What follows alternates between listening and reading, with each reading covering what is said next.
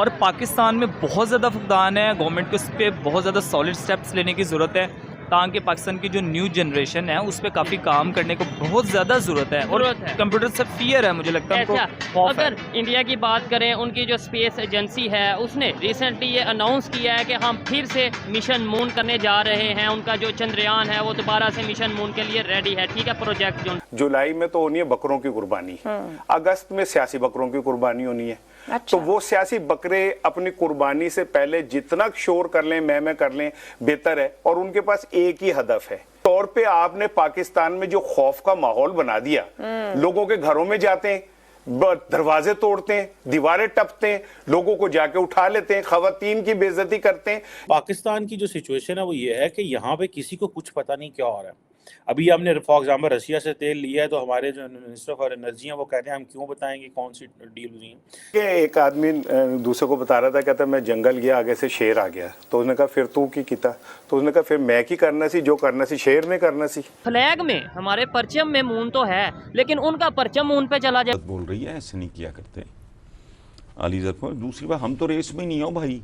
भारत आज दुनिया को कॉलोनाइज कर रहा है स्लोली स्लोली, चाहे वो कॉर्पोरेट वर्ल्ड हो, बिजनेस वर्ल्ड हो, और चाहे वो पॉलिटिकल वर्ल्ड हो। भारत हर जगह पे धीरे धीरे आ रहा है थ्रू ह्यूमन रिसोर्स।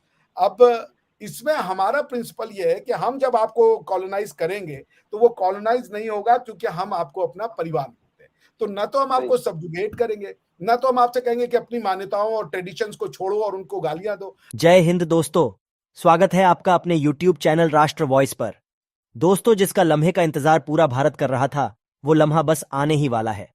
इसरो ने चंद्रयान 3 की लॉन्चिंग डेट की घोषणा कर दी है। इसरो ने इसके लिए 12 से 19 जुलाई के बीच का वक्त दिया है। इस खबर से सबसे ज्यादा सदमा हमारे पड़ोसी मुल्क पाकिस्तान को लगा है। आपको याद ही होगा, जब हमारा चंद्रयान मिशन नाकाम हुआ तो पाकिस्तान ने किस तरह जश्न मनाया था। लेकिन अब भारत फिर से इस मिशन को करने जा रहा है, जिससे पाकिस्तान में मातम मचा हुआ है। हमारी तरक्की से जलने वाले पाकिस्तान के मुंह पर इससे अच्छा तमाचा नहीं होगा जब हमारा स्वदेशी चंद्रयान चांद की सतह पर उतरेगा। तो दोस्तों, चलते हैं आज की वीडियो की तरफ और देखते हैं पाकिस्तान को छाती पीटते हुए। अगर आपको हमारी ये वीडियो पसंद आए तो इसे लाइक और शेयर जरूर कीजिएगा। एक ऑयल एंड गैस कंपनी है शेल, वो पाकिस्तान छोड़ के जा रही है। और पाकिस्तान में इनके बहुत ज़्यादा गैस स्टेशंस है, इनकी बड़ी इन्वेस्टमेंट्स है। बदकिस्मती है क्या क्या रोना है हुकूमत का कि हम एक अच्छा इन्वायरमेंट ना दे सके। इमरान खान के जब आए थे 2018 में, तो हम तो कह रहे थे ये दूध की नहरें बहा देंगे। तब इस्टेब्लिशमेंट और इमरान खान ने क्या क्या नहीं किया।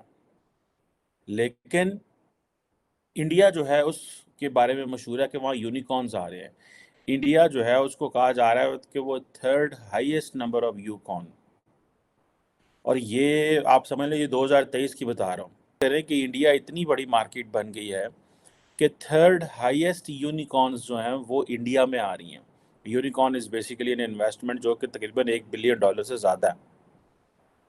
सो आप ये इमेजिन कर लें कि वो कहाँ खड़े और हम कहाँ खड़े हैं।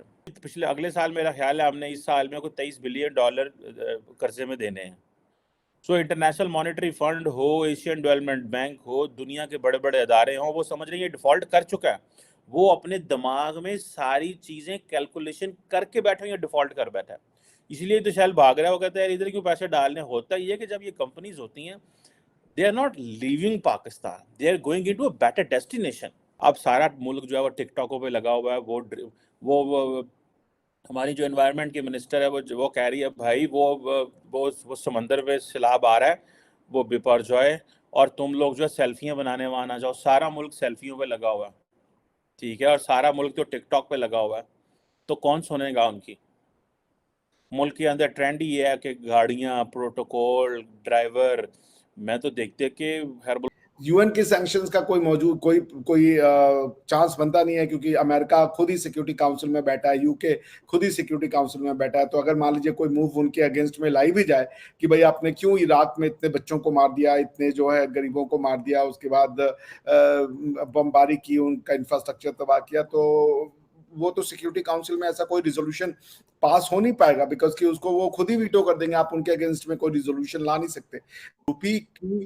रुपी की अगर एक्सेप्टेंस बढ़ती जा रही है तो फिर इसका मतलब ये है कि इंडिया इंटरनेशनल जो बिजनेस है उसमें इंडिया से बिजनेस करने वाले देशों की तादाद बढ़ती जा रही है और इंडिया का एक्सपोर्ट भी बढ़ रहा है, ठीक है ना। इंपोर्ट तो खैर रहेगा ही इंडिया का, तो वो एक अलग चीज हो गई कि भाई वो एक्सेप्टेंस क्यों हो रही है, because India is a global player.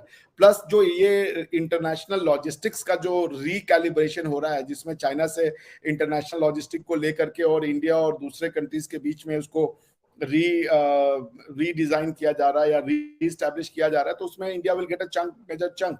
तो दुनिया को इंडिया से ट्रेड करने में फायदा तो होगा ही, तो इंडियन रुपये की एक्सेप्टेंस तो बढ़ती जा रही है। लेकिन जहां तक आपका क्वेश्चन ये है कि पाकिस्तान की करेंसी की वैल्यू का डिटर्मिनेशन कैसे होगा, वो तो मेरे ख्याल से और वो कैसे कब तक ठीक होगा, मेरे ख्याल से ये बड़ा टफ क्वेश्चन है, क्योंकि मैं पाकिस्तान के हालात को ठीक होते हुए तो नहीं देख रहा हूं। आपकी करेंसी की जो डिवैल्यूएशन होती है, यानी की जो वैल्यू है इंटरनेशनल मार्केट में, वो बहुत हद तक डिपेंड करती है कि आपका इंटरनेशनल जो म्यूनिसिपल जो इकोनॉमिक्स है वो कितना स्ट्रांग है। आपकी अगर म्यूनिसिपल इकोनॉमी इतनी स्ट्रांग है कि आपको ज्यादा चीजें बाहर से खरीदनी नहीं पड़ती हैं या दुनिया आपके यहाँ पे आकर के इन्वेस्ट करने को तैयार है, तो आपकी आपकी आपकी जो वो है करेंसी, उसकी वैल्यू रहेगी।